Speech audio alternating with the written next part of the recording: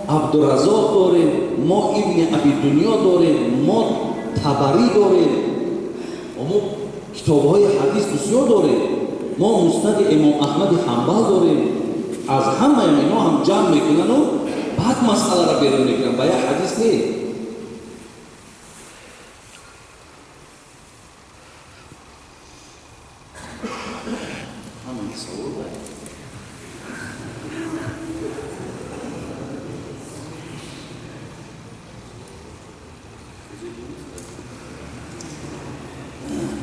سلام علیکم بابای حاجی. امام اعظم رفت بیادن کرده بود. یکی از برادر ما گفتم که مقصد پیروی از وقتی پیروای مذهب شد برای بیادن که دلالت کرده است، پس از اینجا برمیاد که پیامبر رفت بیادن کرده نیست. حضرت امام ابو حنیفه بسیار رفت بیادن نمی‌کرد. لیکن اما بار اولی که حدیثی که یویم از عبدالله ابن مسعود آمد که من دیدم پیامبر گرامی را که دستش برداشت و سوی گوش‌ها شد، دیگر بار دیگر نبرداشت. حتی همین را برادر عزیز از همه در تصحیح کردگی همین حدیثی که پیامبر یک بار برداشته دستش میگه، عبدالله ابن مسعود روایتش میکنه و البانی همین را صحیح میکنه. فقط صحیح قریبش میگه که یک بار برداشته. البانی که همین قدر متشدد است، با بگیم که همین پیر برادرای سلفیه همون با همین صحیح دیگه. السلام علیکم حاجی بابا. بعضی برادران کار می‌کنند در 100,000 و چی بنا چهارده باشه 50 یا 40,000 چی؟ بنا چهاری خیلی نمودست و کارگرها 50 یا 40,000 پیشنهاد میکنن. یعنی 50 یا 60,000 رو نمیگویند، کارگر نمیکنند. از کاری و اسم بسیار شده است. آیا حلال است؟ کارگر عزیز این هم حلال نیست. اصلا حسرتی بهترین، اگر حسرتی کنی و انصاف روشن بهترین، اینا هم خدمت میکنن. ولی برادر عزیز همون حقی خودتان معین بکن. اینجا یکان خوش نیست.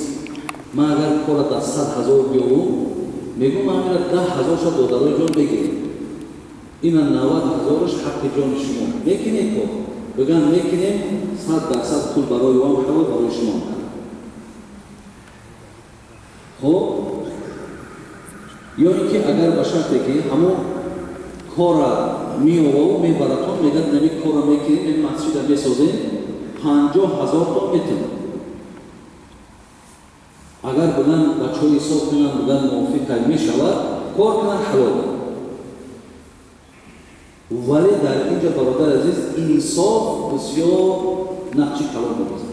این ببین یک آدم همه یک روچکر اگر 100 سومی روسی بخره 1000 سوم که بفروشه حلال است. 1000 سوم 10 طرف یکی بین انصاف کنه این بود. و همین در همین بینا برادر عزیز بیم دروغ بگیم که این من 100,000 یافته بگیم من در 50,000 یافته. همین دروغ هم نبوده. زیرا که همین دروغ همون درآمد تر حرام میکنه. وقتی درآمدت حرام شد خداوند در قرآن چی میگه؟ یا ایها الذین آمنوا کلوا من الطیبات و اعملوا صالحا. اول لقمه را حلال کن بعد را عبادت کن. تو لقمت حلال نباشه را عبادت نکن. السلام علیکم. سوال دارم. بابای حاجی وقتی که ما از تاجیکستان می‌آییم در اونجا نیت اقامتی می‌کنیم، لیکن باز و دیگر شهرها سفر می‌کنیم، باز می‌آییم. آیا ما ممکن حساب می‌شیم و هر هفته یک بار دو بار می‌رویم؟ آیا ما آمده از زمان کنیم یا ما اینجا ممکن نیست؟ شما ممکنید اگر همینجا همون مقام یا همون مقام را که انتخاب کرده در اینجا یک جای دائمی دارد. از اینجا که جای میره نمیره با گشته به همینجا که میاد اونهاش وابسته به همون مسافه گفتیم 88 کیلومتر و وابسته به نیت تو 15 است. السلام علیکم حاجی میرزا. شخصانی که مردم کار میبرن باز فریق میکنن حال اینها چون میشود در همین بابت همین صحبتی که بسیار است خدای عدد یا را کم کنه که مردم وقتی میکنن خدای عزیز خب ما میگم من از بیگانگان هرگز نمالم هر آنچه کرد ما ناشکر ما گواهی که میبینی همین شخص میتین مردم بیگانه را تنکیب میکنیم یکی اونقدر سختگیره ها و اونقدر بگیم به انصافی که در بین خودمونه در بین اونا نیست و ببینیم بسیار از همین مردم انصاف کرده حق ما را میتو به انصاف کنه آدمی هست که این بچه های خودمونه از هم بین خود مفرد میکنه. برادری عزیز حبیب خدا میگوید که مؤمن مسلم اطعم اخاه شهوته حرمه الله علی النار من اطعم اخاه المسلم شهوته حرمه الله علی النار کسی بخواهش دید یک برادر مسلمانش طعامش بپزد خدا جسد او را از آتش جهنم دور می‌گرداند. این یک برادر مسلمان تو وقتی خواهشی یک طعام داره مثلا دلش میل دارد میگه من در یگان آش بپز یا من تو بپز تو به خاطر خواهشی دیگه همون طعام او را آماده میکنی پیغمبر خدا گفت که خداوند جسد تو را از آتش جهنم نجات می‌دهد که تو دل یک آدم را به دست می‌گیری یکی دل شود ویران میکنی عکس این میشه. تمام شد. رحمت خدا به شما پدر بزرگوار با سبب کار وزنی ما روزه نگرفتیم.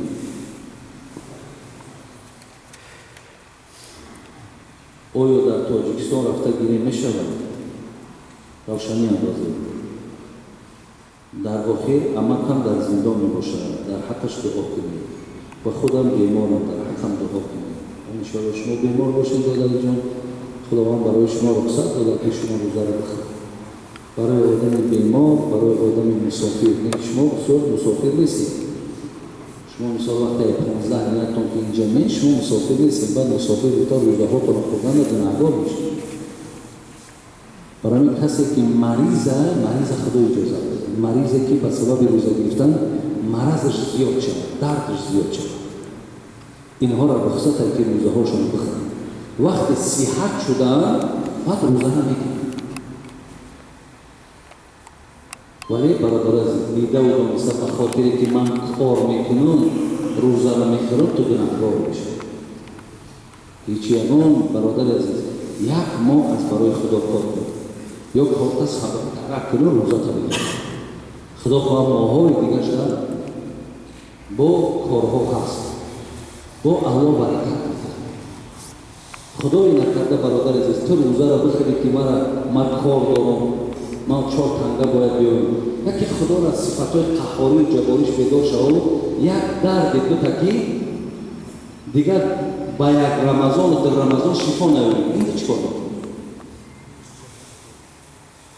برای این ماه را غنیمت بشونی رفتی کسی گریف بش به حالش کسی نگریف شیمان محروم.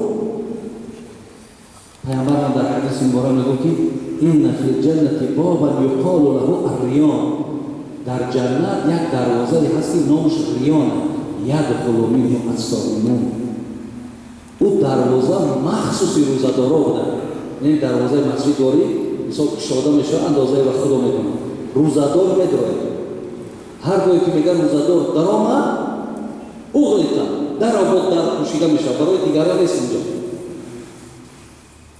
این برای مخصوص روزه‌دارا پیغمبر خدا میگه که مؤمن مسلم یصوم یوما فی سبیل الله الا باعد الله وجهه 70 خریفا من النار. کسی اگر یک روز روزه در راه خدا بگیره ولی یک روزه شد خداوند بین همو بنده و بین آتش جهنم 70 ساله راه میگذارد. در دیگر حدیث آمده است که بین بنده و بین آتش جهنم چنان چکری میکند که پهنیش بین زمین و آسمان، یعنی تو آتش جهنم نمیبینی. چگونه پیامبر اصحاب جنتون، یعنی همین روزه شیت بدونین سپر شما را از آتش جهنم نگاه می‌دارد. برای این برادر عزیز، خداوند برادر زندانی را هم مشکلاتش آسان کنه و خدا کند که ما این شرمندگی گیرای فروشی و بانک فروشی نجات بدیم. خدا کند که این فرزندای ما را نامه‌هاشون رنگ این ملت‌ها اینجا ارتگالی نباشند. برادران عزیز، در شأن شما این نمی‌زیبه، ولی در بعضی جاها نشستن گفتن که همین مردم روسا که معاش دادی 1 هفته نمی‌آویش. چیش میگن؟ همون زخویش میگن، چیزی میگن، همون دامه رفتن 1 هفته معاش هم میزنن تمام. بازی میگن تاجیکا هم خیلی نیستن، معاش هم میگیرن کار همین. برادرای عزیز احتیاط کنین، والله احتیاط این دنیا ارزش نداره.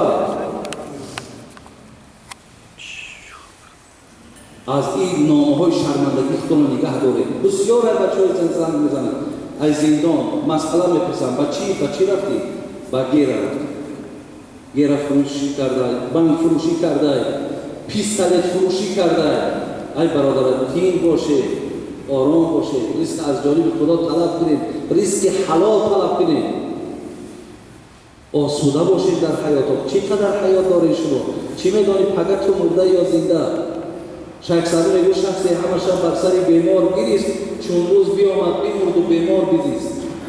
مردک بیمار خبرگیری رفت که بسیار کسل است، خیلی گریه کرد که برادر ما میبره، میگه ساری خودش مرد و بیمار زنده.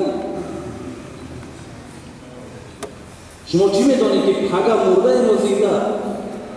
برای یک چیزی که معلوم نیست. همین ارزنده که همین ملت ما در همه جا مسلمان ما ای با این حرام ای فروختنشان، ما ناس هم میگیم حرام ای سیگارت هم میگیم حرام ای کجا در برای گیریم.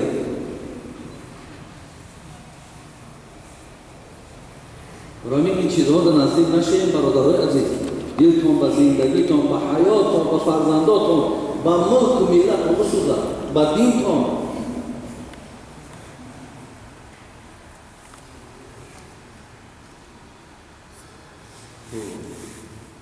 السلام علیکم. یک سوال دارم، التماس بود. سیگارت اگر کشی طهارت نکنی نماز خونی میشه؟ با احترام خصوصی شما خیلی نامشون میگیرم که بسیار سوالی بی‌معنی دارم. در ترشون شما رسنده برادرای عزیز و گرامی، آدم مسلمان ارزنده نیست که ناستش سیگارت کشش ارزنده نیست. شما یک پیغمبر نازنینی داشتیم که یک معلم برای جهانیان بود، یک پیغمبری که در قصه میکنیم میگه وقتی که به کوچه میگذشت کسی از خانه‌اش میبرد بوی خوش در مشامش میرسید، میگه با همین راه پیغمبر گذشته است. این بوی سیگارت و بوی ناس برادرای عزیز و گرامی، من ده ها دلیل برای شما، حتی میتونید فتوای محمودی را ببینید، فتوای علوم محمد عمر سربازی را ببینید، همه همینو مکروه تحریمیش میگن. صوفی علیه میگه که در برد باشه اگر نماز بخوانی نماز از گردنت ساقط ثواب نمیگیری. پیامبر گرامی در حدیث مبارک میگه لا ضرر و لا ضرار فی الاسلام. مسلمان شعار شده که به کسی ضرر نرسان، چیزی به تو ضرر بده از تو دور باش. حبیب خدا در حدیث میگه کفا بالمرء اثما ان یضیع من یکون. میگه خداوند برای نفقه فرزندای تو همین ماه درآمد تو 5000 کرد، 5000 داد، از سر همین 5000 یک سوم همون اگر تو ناس پولی کنی، سیگارت پولی کنی یا بیهوده یکون چیزی را بخری که در او شریعت ناروا گفته است، خدا میگه برای شرمنده شدن تو خجالت نماندن پیش من بس نمی.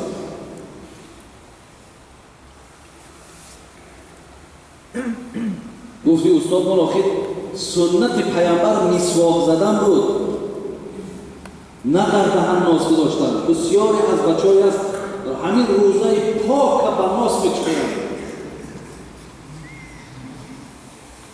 که پیامبر میگه لخلوف فم الصائم اطیب عند الله من ریح المسک. انا دهن بویی که در دهن ما داریم از حساب روزه‌داری، خداوند میگه از مشک دویده برای من محبوب‌تره. یکی تو با در همون بوی، در همون چیز محبوبیت خدا، تو چی؟ ناس در بالای زب بگیر. اگه کسی ناسکش هم باشه با درای جان، اگه ممکنی صداهای ما با تمام منطقات تقسیم هم شد. من میدونم بسیاری برادرای یار ما هم آدمای حسن که ناسکش هم ملال نشوند، بهتمیزترین آدم ناسکش هم همه در بهتمیزترین آدم ناسکش هم. همین ناسکش کلتور نداره همین نه کلتور داره، نه بگیم که تازگی را میفهمه. تصور که در بر ناس یک ناسی که چقدر بوینک هست همراه تو میگردانش.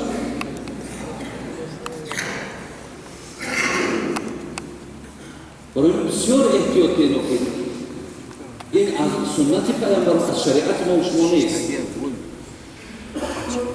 اندرون چوب گوید کرم چوب در کجا باشد چون حلوی خود. ولی کرم ها در درون چوب هم، درون چوب در بعد یک نمود یمتری شیرینی داره، همه را میخورده، از همون که آگاهی نداره دیگه، از دیگر شیرینی ها که خبر که نداره، میگم مثل همین وارد شیرینی در اون دنیا نیست. لیکن ناسکش هم همین که خیالات داره. مثل همین مثال کیفی ناس وارد میگه دیگه هیچ کیفیت نداره. احتیاط کنید برادر عزیز. السلام علیکم اکای حاجی میرزا، یک سوال دارم. خب التماس جواب بید. پدرم نماز نمیکنه و قرضدار هست. از خواهش میکنم که در حق پدرم دعا کنید که در راه راست خداوند هدایتش کنه. با احترام مخلص شما نموشم جواب است. خدای مهربان پدر شما را اولا که از همه عبادت مهمترین برای بنده مسلمان نماز است، خدا او را نماز خوان کنه و بعدا مشکلات قرضداریش از بالای سرش دور کنه و جمله برادران قرضدار ما را خدا قرضهاشون از این مشکلات خلاص شد که و ببینیم شیخ سعدی میگه وامش مده که او به نماز آدمی که نماز نخونه میگه پیشت بیای اگر به قصد خرجش ندی. یا شیخ سعدی میگه وامش مده که او به نماز گرچه دهنش زفاقه باز، او قرض خدا نمیگذاره، از قرض تو نیز کم. شیخ سعدی میگه اگر همین تا میبینیش که لو دهنش همین لو دهن روزدار وری قاق هیچی نخورده، میان میگه اکا یک 1000 سو قرض میده، میگه نتیش همین قرض رو نتیش که قرض خدا مهمتره، قرض خدا را نمیگذاره، پروای قرض خدا را. خداوند در قرآن میگه والذین هم على صلواتهم یحافظون اولئک هم الوارثون الذین یرثون الفردوس هم فیها خالدون. خدا میگه که خداوند میگه از من میراث میآید به نمازخوان. ولی خدا میراث از خدا میراث میگذاشته. چی میراث؟ برای نمازخوان میراث پروردگار چی است؟ این جنت فردوس است که خدا برای نمازخوان میده. هنج وقت نمازاتون برادر عزیز در هر کاری باشه نباشه، شما کار یک جانی بگذارو، کار آخرت قدم کار دنیا باشه. نمازات رو بخوان، برای خودت بیرحمی باور که همین آدم بیدینی که تو در زیر دستش کار میکنی بگو عبادت میکنی رخصت میتن، تو خودت توفیقت کمه، تو خودت انصافت کمه، تو خودت محبتت کمه بردی و اینها رخصت میتن. دیگه مادامی که تو حتی باور نمیکنن آدمی به عبادت بسیاری از کارهای پولی شده باور میکنن. فقط خیانت در موافق مانه برابر است. السلام علیکم و حجوزاد حقی خوب خوبارم بشن دعا کنید که بیماری رو که شدن است یک بنده خدای مهربان خواهری که مبتلای بیماری روحی شده است و تمام بیماری هایی که در این جمعیت در همین شهر سیرگاوز هستند و دیگر منطقه های دولت های روسیه هستند خدا هم مردم شفای کامل بتوان خدای مهربان به درد و بیرحم کند الله مهربان با یک وقت خوش با دستای پور و با یک تن سالی الله مهربان شما را به خاندانتان برساند تمام برادرایی که اینجا سوال دادند و سبب باز چقدر معلومات های زیاد برای دیگران شد خدا در هر یک حرف این در نامه اعمالتان ثواب نویسه و خدا سعادت شما را در دنیا و در آخرت بلند کند آمین یا رب العالمین. السلام علیکم و رحمت الله.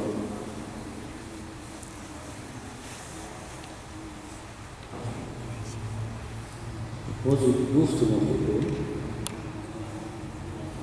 حتی حاضر همه راستی بار درست میگه برادر ما هم مسئله پیوه نوشیدن عرق نوشیدن که خداوند برادر چیزی را که خدا حرام گفته است احتیاط کنید از حرام های خدا احتیاط کنید میگه خداوند غضبناک میشه کدام وقتی که اونچه که نهی کرده است تو او را وقتی که اجرا میکنی میگه به حق غضبناک میشه است مادام که همچنان باشد برادران جان شما از خدا بترسید و خدا از خدا بترسید و حق ترسیدن هم نزد خدا هست. برادرایی که اینجا در من از آمدگیم از تلفن هام و بابایی دارم دست به زنا نزنند دست به زنا نزنند چندین تاهای شما از همین دولت و تاجیکستان کسلهای خیلی افلاس بودید اینها در مجله ها و در خبرها علاقه برآمده است که با نام و با فامیلیت و از کدام شهر آمده که اینها را داشته بوده علاقه مقصد کدامش اکنون میتونن و میآورن و میکپن دیگرایش که نیوان خدا پرده کنه. یک حادثه در دوشنبه یک دخترک مبتلا همین کسلی سپیچی خب خداوند ببین لا تقربوا الزنا گفت در زنا نزدیک نشین که بدبختی میاره انا بدبختیش امروز عالم چشیده است و همون دخترک همین کسل در مبتلا بوده یک بچه‌ک میرسش بعد یک چند مدتی همون درد و همون کسل در همون نشاناش میبراید مراجعه میکنند در دکتر که میگن همه خیلی کسلی اگر کار را دینده بدبختی را بید همون دختر را بود دعوت میکنند که مثال با فلان جا را بیاد که اکو دیگر همون تنفروش هم میاد در همون خانه زیاده میگه از 20 خلش میزنند بچه که تو حیات من را سوزاندی و بگذار حیات دیگر را با نسوزد نگاه کردن خوب تا چه اگرف از پشت یعنی بدبختی بعد یک جای عیب هم هست برای جان که وقتی یکی از بنده خدا مین برای باز میپرسن که ای چه کرد مرد کم در دوزار از زیاد زد مرد عرق خورد مرد این چند تا بردن آدم ما همین چند تا بردن با یک هفته و 2 هفته پس یافتن شد ای جنگل ها یافتن از درنهای آب یافتن پیان مردگی خب یا این که میگن سپید مردگی و نام خدای مهربان شرمندگی ای کیره توریش رو میبرد ای تو میدانی که وقتی قولی تو نارفته به خانه قبر تمام اهل قبر لعنت میگن که پروین بوده خوب نخواب آمده شد از همسایگی تو اونها بزارن برای بسیار احتیاط نکنید و همین نام خیلی بزرگ و مرتبه‌دار مؤمن و مسلمان خدا فرموده میگه ولا تموتون الا وانتم مسلمون مسلمان ها مرده مسلمان بمرید و الا غیر مسلمان بسیار نزد من شرمندگی و خجالت همین دنیا را خدا پرده کنه بچه ها مونده باشد اگر یک از پرسن میگه پدر امی در همین حالت موندگی برای بچه ها حتی پاره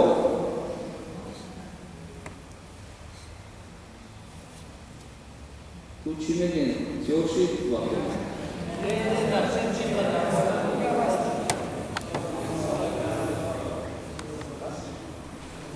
گوش بسن چی دارم؟ نه جمع صلاتین در مذهبی تو مذهبی داره در مذهب ابو حنیفه است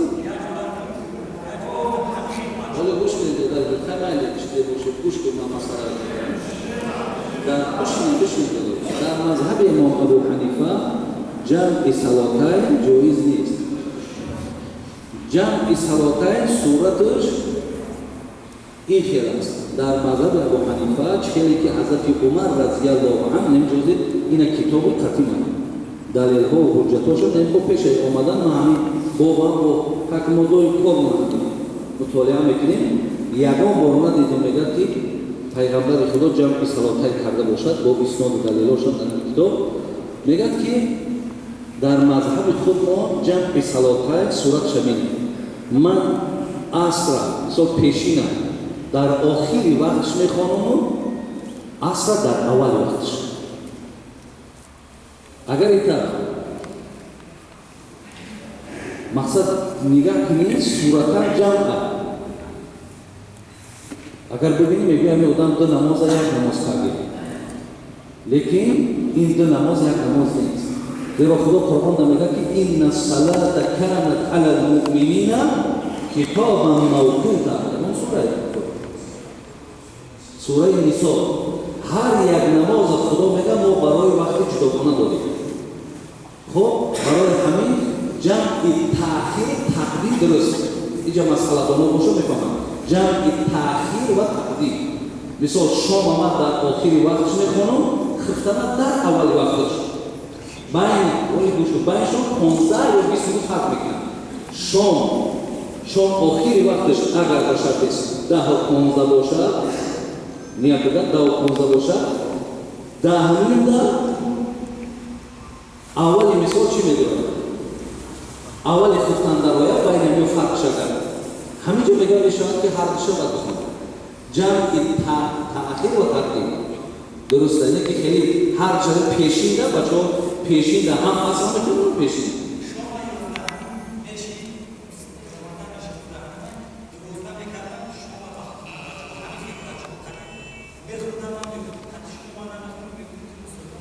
نه اون مسلمان هستی خیلی گفت اینجا گفت در باره مسلمان غیر مسلمان نمیره کسی جمع صلاتین هم که اینا مسلمان هم اون نمیگه ما مسلمان برای یا این خیلی درش گفت نزنید ما هر چمی بعضی همین بچه هایی که خلاف مذهب هم گفت بزنن ایوی بی‌ادبی بچه هم میبینید و اینا برادر بی‌ادبی نکنید این کافر و مسلمان گفتن کاری آسان نیست پیامبر میگه کسی را کافر میگه کافر نباشه کفرش در خودت میگه برای احتیاط دیگه باید لیکن مذهب هم کبیره میگه ما مقلدیم برادر عزیزم ما پیروی مذهب داریم شما آخری وقت بخوانید خفتنه در اول وقتش میشود درست انا قدر روز کمی درست شده نه حضرت نمیکنه مثلا جمع تأخیر درسته خب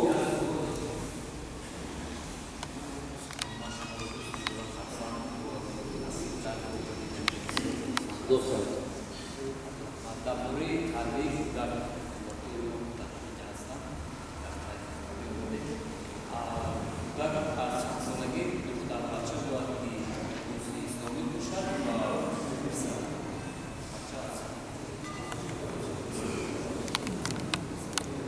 وقت تربیه برادر عزیز میخواد است که تربیه حتی پیش از تولد فرزند وقتی خوب بیاید که یکم فرزند لقمه حلال باشد یکم انا میگه که ما از راه حلال وقتی که میخوریم غذا همون نطفه خودش غذا قوت میگیره پیدا میشود وقتی نطفه لقمه حلال باشه فرزند خوب ان شاء الله و دیگر اینکه ببینید فرزند از روی تولدش ما موی سرش میگیریم با وزن نقره میگردانیم مستحقا و کمالات میکنیم دیگر اینکه نام خوبش میمونیم نامی که بندگی دلالت و بندگی خدا بود این مسئولیت پدر مادر دیگر تحنیک میگن. تحنیکش یکون اهل علمی که در علم عمل کننده باشه، متقی باشه، یکون خرما را میخواه و همون شیرینی همراه در کامو که همون فرزند ما میماله که خدا کند که همین فرزند مثل همون عالمی با عمل و متقی شود. دیگر از روی فضل و از روی خیر از آنش میگیم در گوش فرزندان ما. بعد از آن برادرای عزیز و گرامی، بچه باشه 2 گوسفند، دختر باشه 1 گوسفند میکشیم اگر داشته باشه. نداشته باشه نکردیم ما گناهگار نمیشیم. بعد از آن پیامبر میگه وقتی به 7 سالگی که رسید شما امر به نماز شد و اونا اهل نماز باشند. ما نحل والد ولدا من نحری من ادب حسن.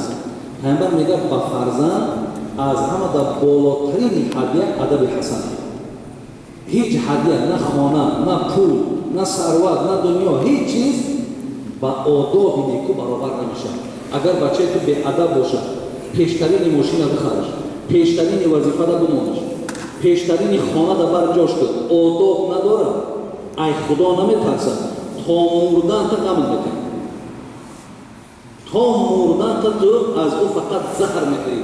هیچ وقت گفتی همون شیخ سعدی که خرما نتوان خورد از این خار که کشتی، دیوار نتوان بافت از این پشم که ریشتی. این خاری را که تو کاریده ای تو خرما خورده نمیتونی، تو یک عمر از او زخمی خار میگیری. برای همین که فرزندا را به هر حال در کدام جای باشن برادر عزیز بگذار علم بگیرن. فرزندا به علم نمانند، خود دختراتون خود بچه‌هاتون با علم باشن، بگذار زباندان باشن، نه زبان تنها روسی، بگذار عربی را بدونن، بگذار مثال انگلیسی را بدونن. ولی روز جهان رو به ترقی از نمایندگان مسلمان ما و شما اگر در هر جهات نفری باشه مثل که از میم سوردلو غریب نیستیم. اگر در هر جایی که بریم ما غریب نباشیم بهتر است. برای فرزندا باید علم داشته باشند، علم آموزند. یکی در برابر علم برادر عزیز ای خدا ای رسول آگاه شو کنید. زیرا از همه با مهمتر اینه که او به قدری با پدر و مادر برسد. وقتی که خوان که پدر و مادر چیه دیگه نمیگه من عالم کلان شدم، نمیگه من منصب کلان دارم، بلکه همون درا پدر و مادر به خاطر همون خواندگی از دینش حرمت احترام میکند، آخرت خودش آباد میکند. خب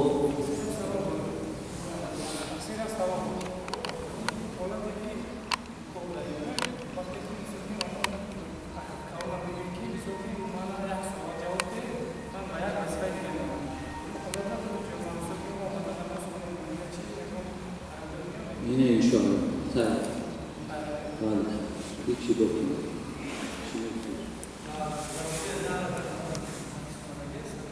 در تراویح چی؟ نه درست نیست.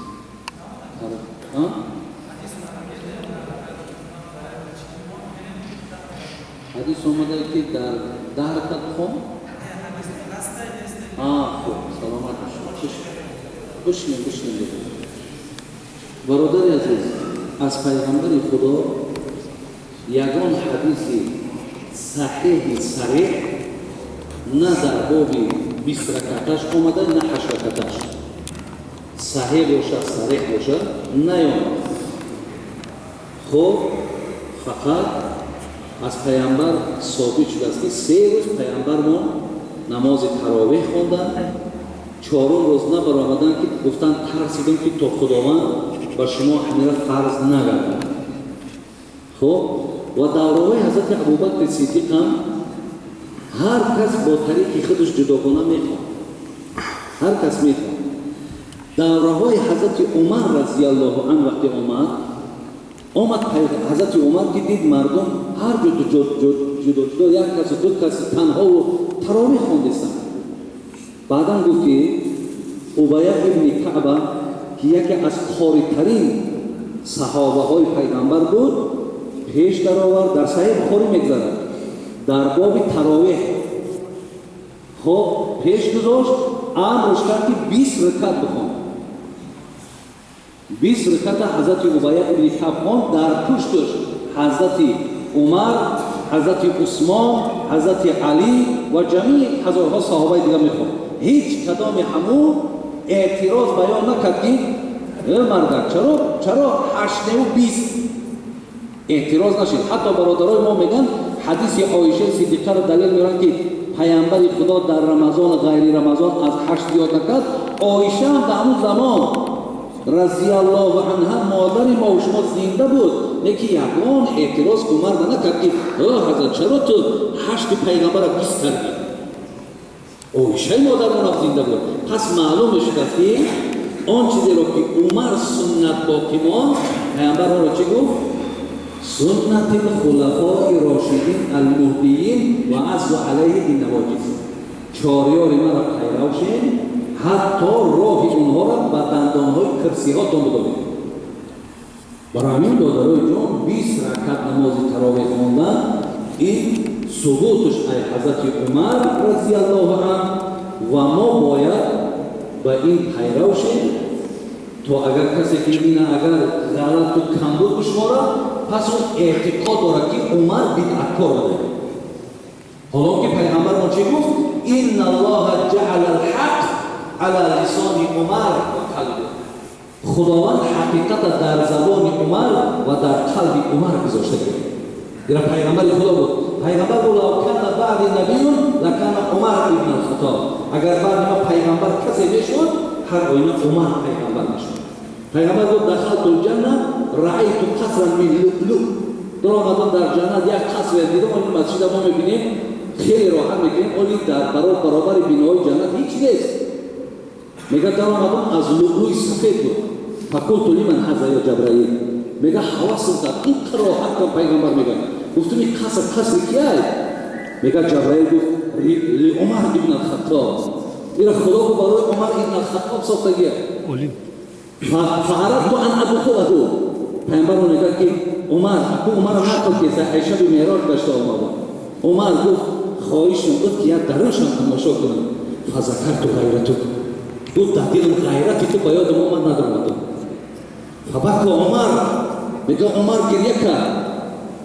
گفت بأبي و امی علیک الغار. پدر و مادرم فدای تو باد ای رسول اکرم. من از تو دیده با غیرت و من غیرت از تو یاد گرفتم. من جسارت از مکتب تو آموختم. انا همون عمری که نمی مقام مرتبه را داره انمی با 20 رکعت دلالت کردگی انمی حضرت کدام ایراد میگیری؟ ایراد حضرت عمر را میگیری. برای همین مثل یک شیعه دشمنی نمیکنیم.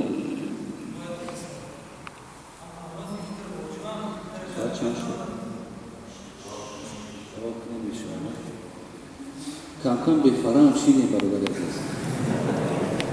کم به فرام شیدیم. ما با خدا صدقه میشم. من بسیار دوستان می‌دارم والله که ما همین مخصوص برای خدمت شما اومدیم و این میگم که همین میگم چی؟ 100% آوازی میگم 100% آوازی بکنید فقط احتیاط کنید که از همین گوش و پنی و دهانتون آب نداره و الا هیچ تای آبی خنک کردن دیگر باقی نداره. درسته؟ تو خواهیم مردک که بسیار چی کرد خب؟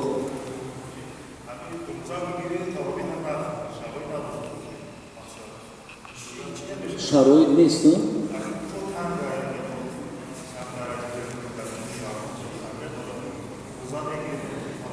بیرونی واقعا نمیشه؟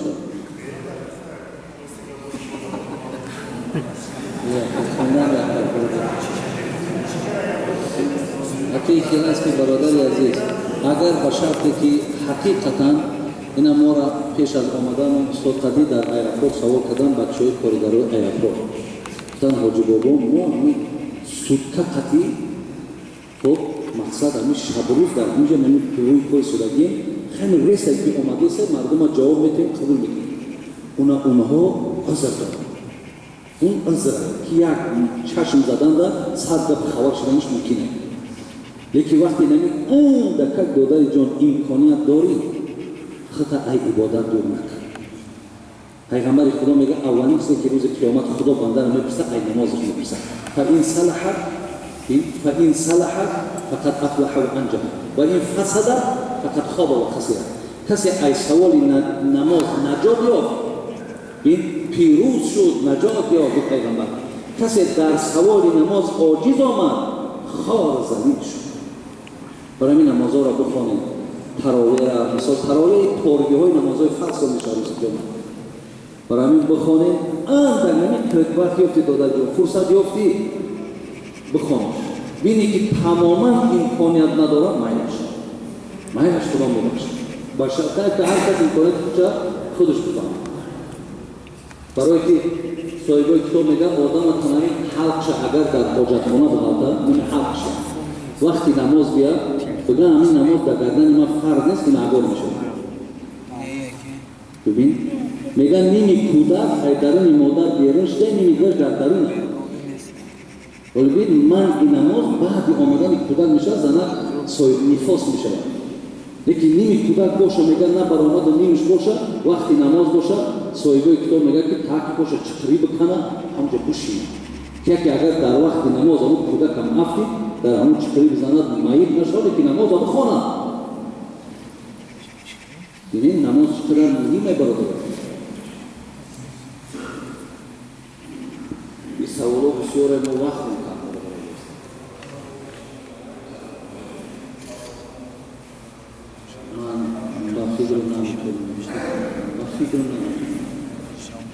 من شاید قدرم و همه مبارک و شاید برادر عزیزم من میبینم اگر همین جا باشم امکانیتون شید امکانیتون شید و خدا برکت کنه برادر ما اینا اکای فروخ و دیگروی که در اینجا با کوشش کردن اکای مردم جمع کردن دیگر کردن باید چند تا برادرای دیگرمون هست.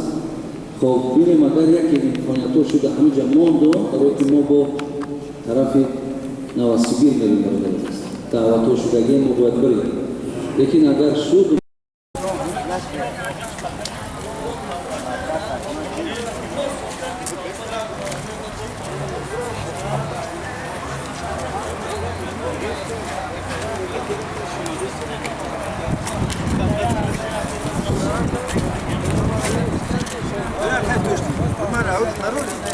چرا؟ همین زفت تمام دستیار کن. ماله. اون مغازه دامه بریم شو. برای که تلفنی ما فردا.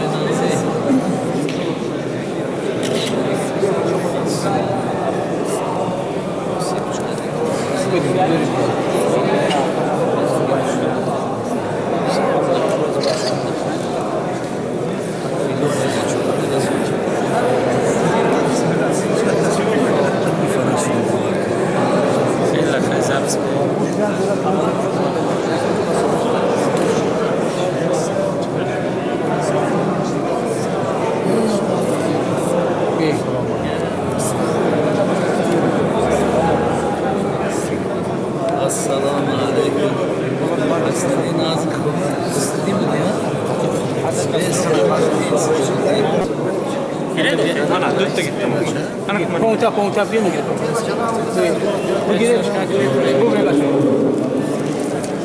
Biraz jorat kine bu bre, jorat ne bu bre başa.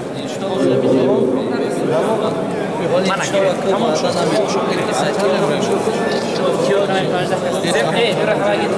Tamam. Tamam bre.